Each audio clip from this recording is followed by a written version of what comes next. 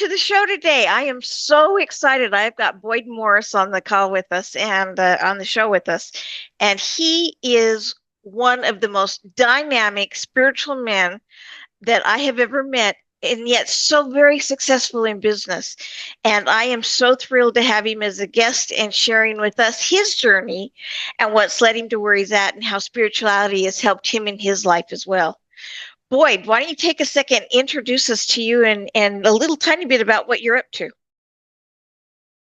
Thank you, Karen. Yeah, I've been on a journey with my wife, Sheila, and hundreds of members of this community that I've been connected with. We have people that I'm connected with all over the world on a very similar journey of wanting to create a beautiful way of doing planet Earth, which means we've got to overcome some obstacles.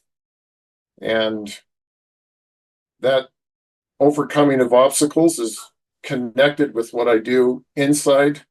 It gets expressed on the outside, and the obstacles, that we're trying to overcome is to create a community that functions with abundance, which means we've got to overcome obstacles that are going to limit us from, we use all kinds of terms, creating wealth together. I think of it as liberating the creation from its bondage to decay. And so there's a lot of community dynamics that involve us in conversations, not so much around classroom settings and classroom tables or boardroom tables, but more dining room tables. Right. And I love the word conversation. It means with verse. And so I trust, Karen, that we'll have a quite a poetic conversation here together. Oh, well, and I am a member of the community. We call it the Community Corp, TCC, and it has been a phenomenal journey and experience for me to be part of that and to get to visit with you on a regular basis and listen to and partake of your wisdom and the wisdom of other leaders within the community. So I thank you for that. So I'm excited, and anybody that wants to know more about TCC, go ahead and message me, and I will make sure you get in touch with the people who can explain it a lot better than I can. But it's fabulous and phenomenal, and everybody I know that's in it has had nothing but great success and abundance. Not just financially, but abundance when it comes to life and love and friends and wisdom and sharing. And like Boyd said, it's open communication. And that's really, the community is all love and open communication. Now, one of the things that I learned in the community, though, is that you've had an interesting journey and past, and you've done some things in your life that may not be something everybody does. And I'd like to turn the time over to you and have you kind of take us back from when you decided you wanted to change your direction and you went on that journey and where it's taken you. Well, the events of our lives, and for me, my wife Sheila, that were one of the milestones in a very difficult time, was there was some economic disruptions that we went through in 2008. And it was one of those wake-up calls that while we were doing our best to put together community and find ways of doing community together that were viable, that were sustainable, we still ended up going through a very difficult time in the 2008 period where we lost, seven figures of ours and friends and family money in that. And what we really began to learn was that the wealth that we were creating, it didn't go away. It just went to somebody else because we weren't in a position to hold what we were creating. We were building on you could say, a foundation of sand. Mm-hmm. We didn't know that that's what we were doing. If you had taken a video of everything we were doing above ground, it looked pretty good for a while. But then some winds blew and the streams of market turbulence hit, and this house fell with a great crash. So we've been reinventing ourselves since that time. It's not that we're on a different journey, it's that we're reinventing ourselves in terms of learning what it takes to build a community that can first guard the wealth that is that is creating, uh, to guard it from loss. And so there's a lot of things that I find that I work out on a day-to-day basis with members of the community that I find myself pondering, and as you've opened up here in terms of their spiritual sources and what it means for how we create a way of doing life that we offset the effects of decay and death. I like that. It really puts into perspective that you don't have to stop where you're at and take a whole new fork in the road. You just have to reevaluate and do things just slightly differently and do it with more wisdom and insight, learning from events that have taken place, be they good, bad, or indifferent, but learning from those events. Now, you spent some time, I want to say it was monks, right? Oh, I spent some time when I was a student in college, literally hanging out with some monks at a Cistercian monastery in Oregon, and I liked the environment of intensive community. Creating I would say a connection vertically between heaven and earth, because the whole idea of creating that vertical connection is what can we do on the earth to the north, south, east, and west. We need to tap into a source of power from above. And so, yeah, I enjoyed hanging out with those monks there, and that was all part of my journey about how to do community together in such a way that is what I refer to as heavenizing earth. Yeah. Well, and that makes sense, that the form of community that they have and the way you lived within it, how that would make it so that you're such a fabulous leader within our community, because you've seen it from angles different than an HOA or what other people consider communities. You've seen it as that connectivity spiritually and emotionally and with the soul, as well as financially, with abundance. What would be the greatest lesson you would say you learned from your time with the monks? Well, that the natural order of creation is to be fruitful and multiply and move toward a state of superabundance. That would be natural, but it doesn't happen because life that is sustainable and life that's superabundant is something that's inherent in creation. Mm-hmm. Creation has the potential, but I think of who we are as made in God's image as shepherds of creation. So the creation it's longing to be liberated from its bondage to natural mortality. So the way that I've come to see things is that the creation itself is good and mortal, but it has potential to be more than mortal. It has the potential to ascend, but it needs a shepherd to guide it. And that's our role, is not to consume the creation, not to depend upon the creation. It's the other way around. The creation is depending upon us to guide it, to shepherd it, not to dominate it, but to release it, so it can be fruitful and multiply.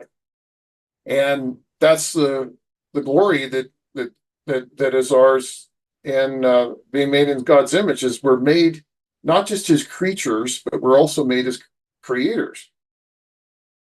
And so we have the power to create, to bring about what is new.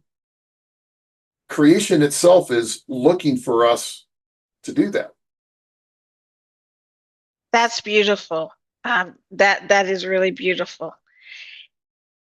If you were to take a youth under your wing and to guide them to a journey to follow for their own success in all aspects of life, I'm going to turn it over to you and put the camera solely on you, but take it away and tell us exactly how you would mentor and guide this youth on how to find their right path and to bring spirituality and community into all of that.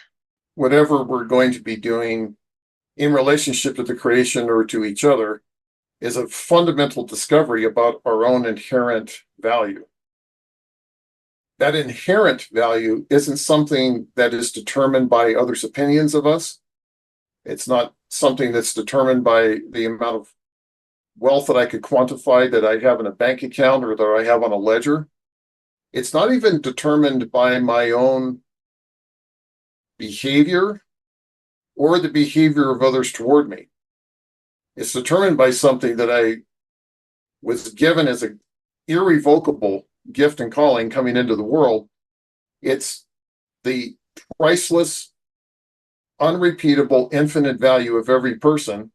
That is the first thing in the mentorship and apprenticeship process that I would want to be sure that this person that you imagine me mentoring, that yeah, we've come into an agreement that each one of us has that infinite value from the day of our birth, before we owned anything, before there was any opinions ever formed about us by anybody else, and that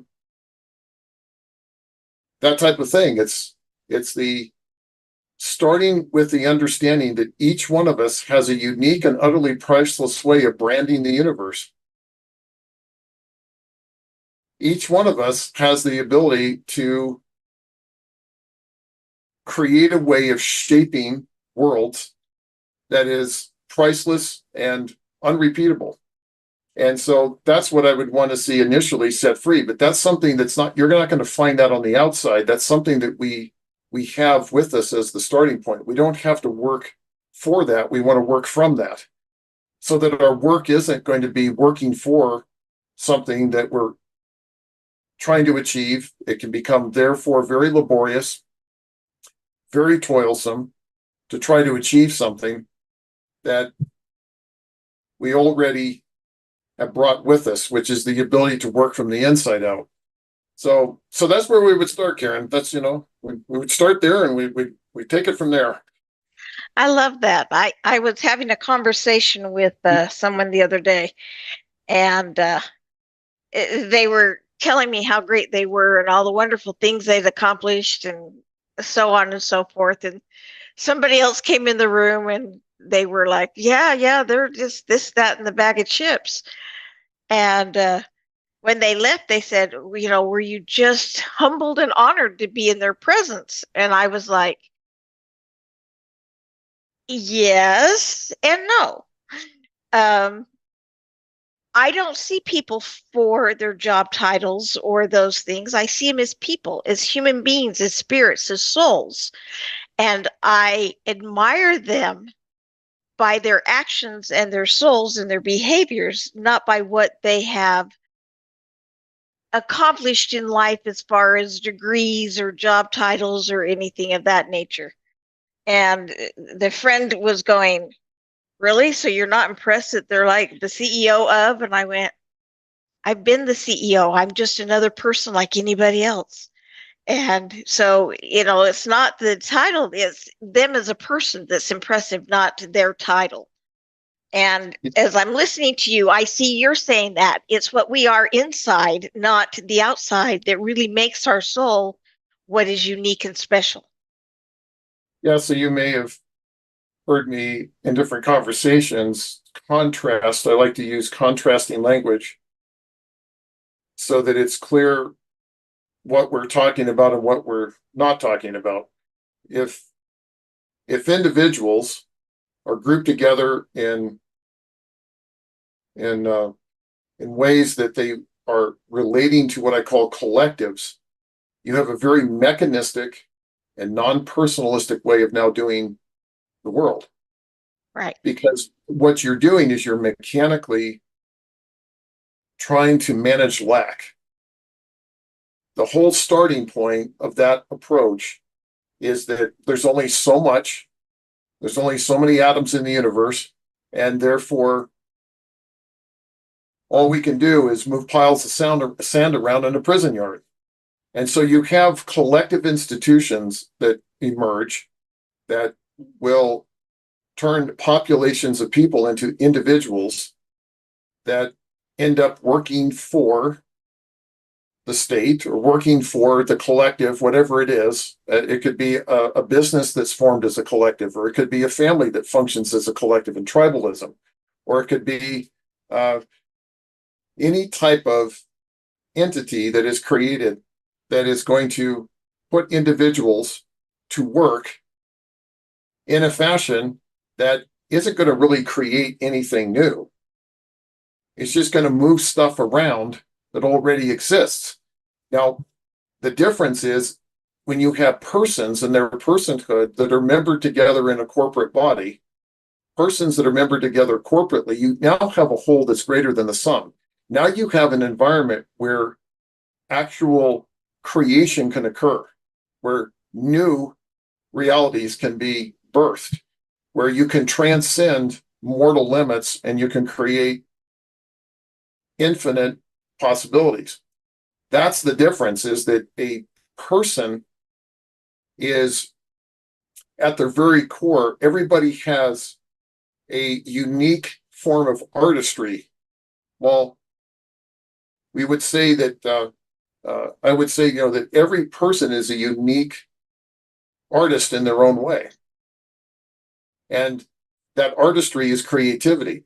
You're not just moving piles of sand around now in a prison yard. You're not just turning stones into bread. You're actually adding to the substance of the universe. And the only way to do that is to do it in community. Individuals are not in community, and a collective is not a community, not in the sense of what I mean. A community is persons incorporated as a body.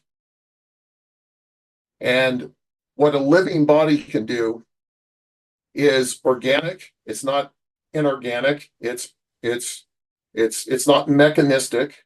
It's personal. It's vital. It's living. And anything that's living is going to be an expression of one person in relationship to another person. You can have one individual, but you can never have one person. You always have persons in community. Yeah. I like that.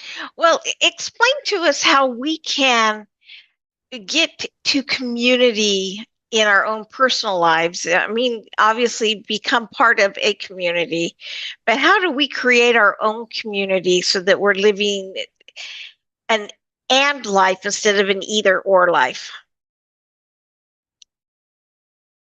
Well, that's something that, Karen, you and I have recently connected, and we are every day getting up and we're connecting people together in as members of a movement together.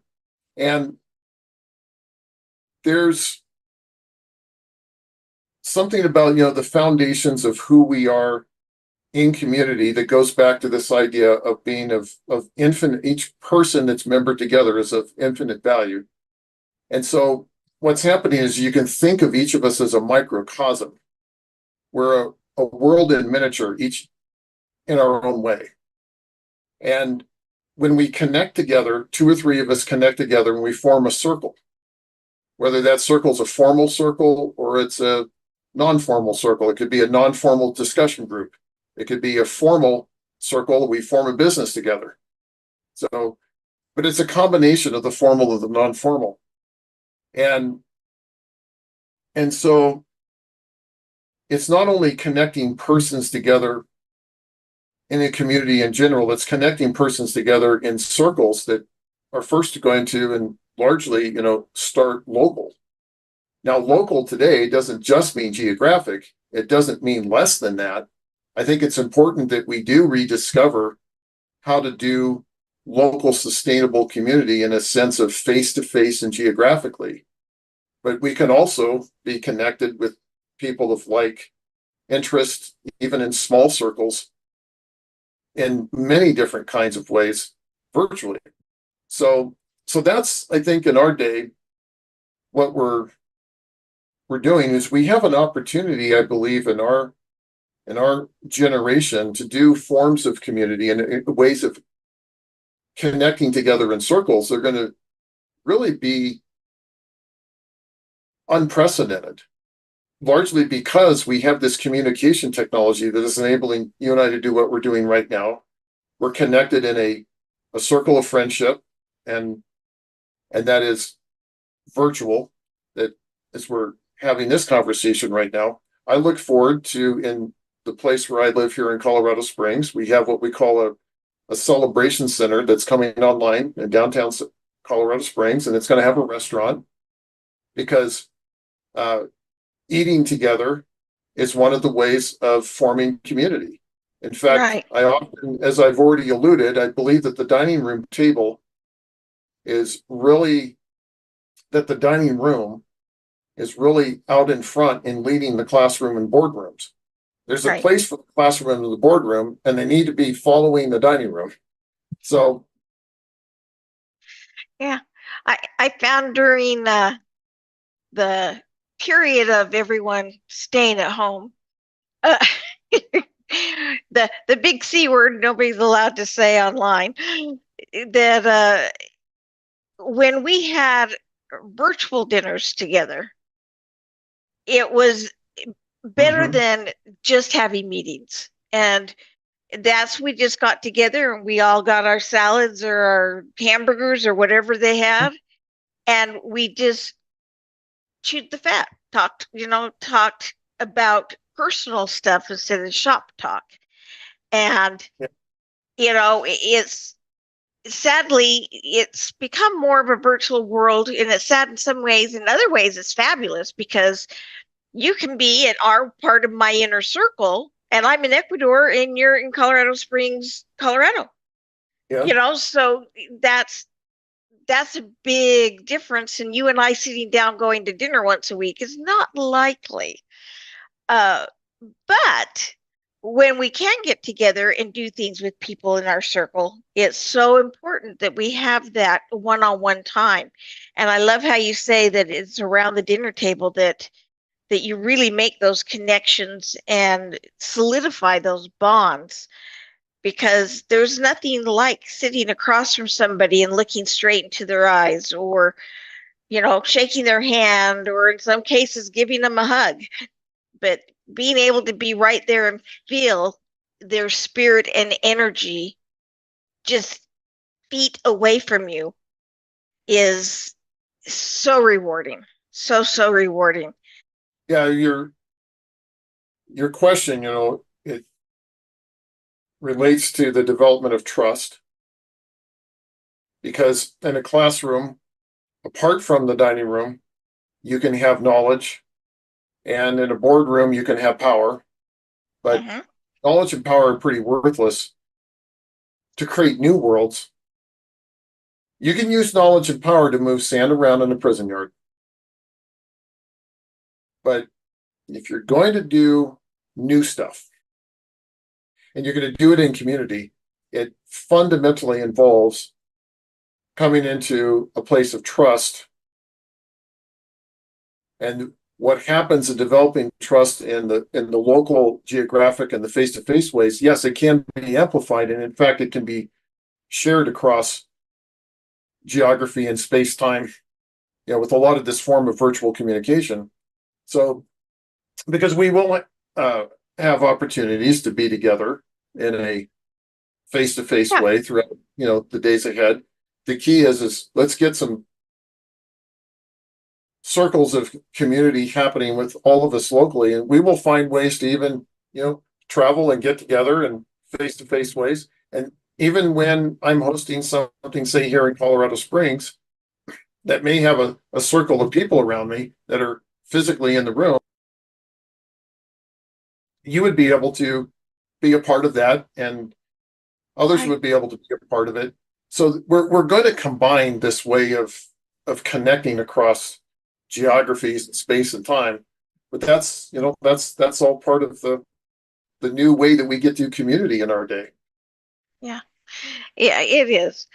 And you guys we've got a lot of celebration centers going up across the United States, and Mhm. we'll have some going up internationally here not too long from now. But tell us a little bit more about the celebration centers. I know that in your case, the one by you is going to have a restaurant, but tell us a little bit more about some of the things people are doing with them and planning to have in them, and ways that we can connect better face to face. Yeah, you can think of them as the hub of a wheel with a lot of spokes that have acquisitions in these local areas that will include our own gas stations, our own grocery stores, our own fitness centers. We're basically creating our own sovereign economy.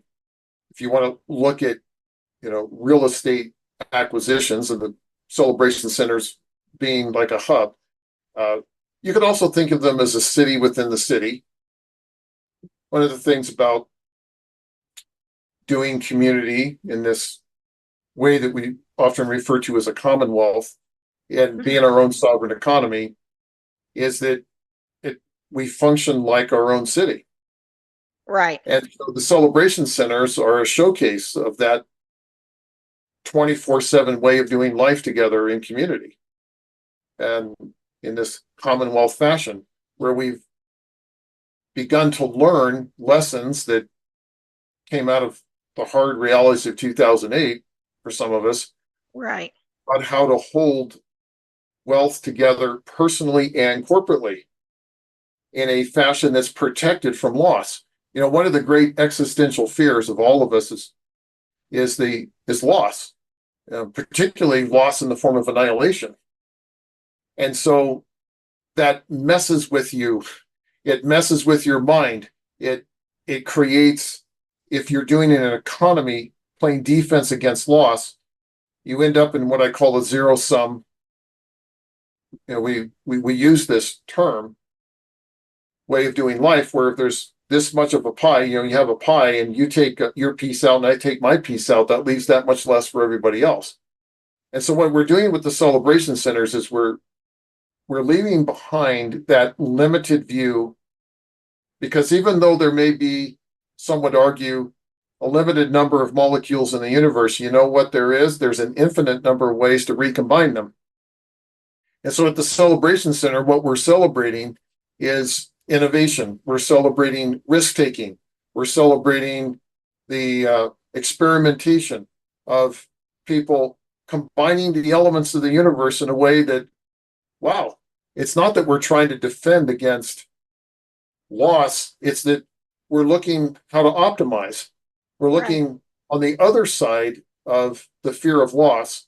What can we do with creating layer upon layer of greater multiplication and success that we're already creating? Now, this means overcoming. And that's why I think that, at these celebration centers, the concept of the dining room, and I especially like dining rooms with round tables. I really don't like square tables. Uh, I like the round ones because if you have an equal value and different function of every person sitting at that table, we can Yeah. celebrate the different, unique uh, personality and personhood characteristics of every person. At the same time, there's an equality of value there that we're bringing, because when everybody's bringing something of infinite value, we have equal value there. Yeah.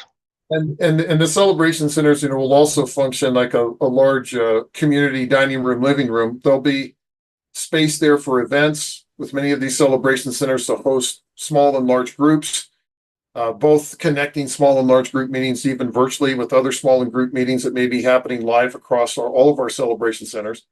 There'll be even space there for people to set up either in flexible office or more dedicated office space for especially members of our community that have teams and businesses that they're starting. So those are some of the basics of what'll happen in our cities within the city. I one of the things that I love about the Community Corp is that it's everyone has value. It's not I have more value than you have, or he has more value than she has, or she has more value than the other person. It's we all have a great amount of value, and it is our ability and willingness to share that makes it so beautiful. And it's all about sharing, and people are not in what's in it for me as much as they are what's in it for the community. How can I help others? And a lot of that they get watching you and Jack and watching you guys lead, because you're all about how can we help others. Yeah, the infinite value that you have to contribute and that I have. When I say that you can have one individual, but you can never have one person. Right. If you're bringing something of infinite value, and I'm bringing something of infinite value, and other members are, where that's going to be expressed is in the context of releasing that value for others. That's what the celebration is we all get to set the table for each other and host a dinner. Yeah. And I don't mean just metaphorically, but I also mean literally. We have a whole generation that needs to learn all over again, and I'll count myself among them, how to set the table in a hospitality setting for others. So we're really creating a hospitality setting for celebrating together what we're doing to create abundance. We're not creating hospitals to hold each other's hands as we're trying to just, survive in a world of woe. See, there's a hospitality and hospital are both based on the same root word. What we really want are places of healing and places of wellness, not just places that are managing death, but places that are cultivating life. So you can cultivate life in hospitality centers. That's what our celebration centers are. They're they're places of hospitality to cultivate life together. Well, we talked quite a bit about community, and alluded to the Community Corp. But tell us a little bit about the Community Corp and those that really want to have a good sense of community and have that abundance of wealth and abundance of community. How do they get in touch with you or someone to get more information about that? Anybody that's listening to this is welcome to email me. My email is Boyd, B-O-Y-D, at thecommunitycorp.com. So that's one way to connect with me. And I would want to be sure that as we connect, Karen, particularly because the people hearing that email address and getting in contact, they have your contact information, I assume, or will. So we could host some small group times together, if virtually. I'm always looking for an excuse to travel and meet with people in their local settings. But that would be one way to get the conversation started, is for us to connect and look at what it would mean for somebody to become a member, and then we get started together on some really cool things around these dining room tables. Yeah. So that is Boyd, B-O-Y-D, at thecommunitycorp.com, and that's the THE community, COMMUNITY, Corp, CORP.com. So I seriously, I think contacting Boyd is an amazing idea. You can always message me. I am happy to get this passed on and get time set up where you can talk to somebody and find out more about being part of this community. Because like I said, and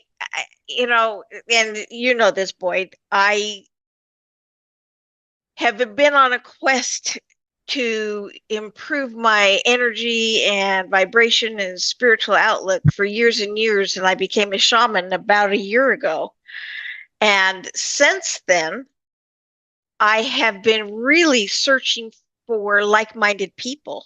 And being part of this community has helped me find those like-minded people, but it's also helped me find a way that I can dedicate more of my time to my spiritual growth and to my personal journey without having that worry and fear of, am I going to be able to pay for rent in a year? What happens if, I'm having a retreat? What happens if nobody comes to the retreat? Well, they will. They're already signed up. But what happens if they don't? Am I gonna die? But you guys help put everything into perspective, and help people find that. Well, I call it financially sustainable community, because we are financially sustainable. And I liked how you talked about the pie and the slices of pie. And the reality is, it's the way you guys have set up the community. When I take my slice of pie, I automatically infuse, put back, create, magically appears, however you want to say it, another piece of pie in there. So that pie is never empty, it's always full. And yet I still got to eat and partake and enjoy the pie.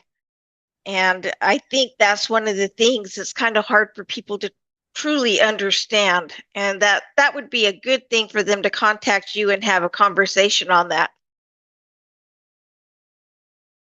Well, I look forward to that for certain. Yeah. Well, any final words of wisdom you would like to share with us? Well, I'll just give a little teaser on our vision as a community. We say that we boldly create access to limitless opportunities for vetted and valiantly imaginative people passionate about building beautiful, absolutely free, super abundant communities. I love it.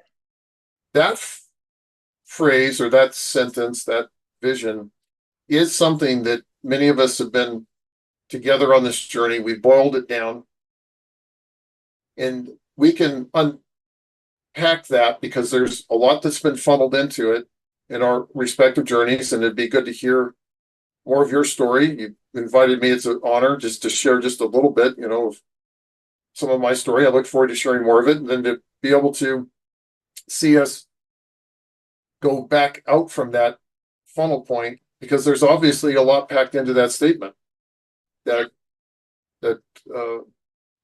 and we could use that as a springboard for some of our early conversations around the dinner table. Well, I think that is a very profound statement. Now, I do want to make sure you are aware, I do have a spare bedroom. It's a master suite, so it has a bathroom in it, and I'm looking forward to you coming and visiting me here so we can celebrate together on the beach in Ecuador. So it's an open invitation for you. All right. Well, it's just a matter of when. We'll keep moving toward that. Thank you. Thank you for that hospitality invite. Oh, you're welcome. Well, this has been a wonderful show, and I want to thank you again for coming and sharing your words of wisdom and just all of the insight and your energy and love and spirit, and helping us understand a little bit more about community. And I'm looking forward to our next meeting together. And the rest of you, please make sure you contact me or send an email to Boyd at boyd@thecommunitycorp.com and get to know more about community and become part of one. And this is the best one to become part of. Until next time, may you find peace and joy in all that you do. Ciao for now.